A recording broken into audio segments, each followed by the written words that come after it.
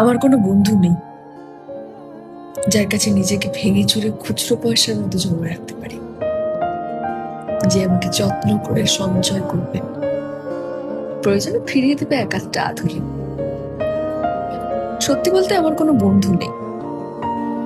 বন্ধু বলতে জেনেছি যাদের, তারা কেবল পথ চলতে সঙ্গী ছিল।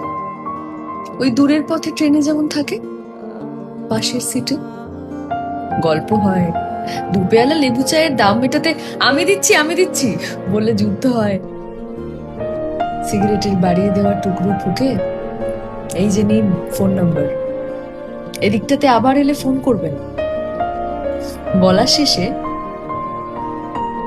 অচেনা এক স্টেশনে কোথাও হয়।